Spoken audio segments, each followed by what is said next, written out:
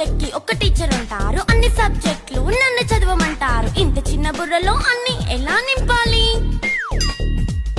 Class work, home work, fair notes అంటారు. Subject కి 3 books పెట్టి బ్యాగ్ నింపుతారు. ఇన్ఫాక్ట్ నా బరువు కన్నా నా బ్యాగ్ బరువే ఎక్కువ.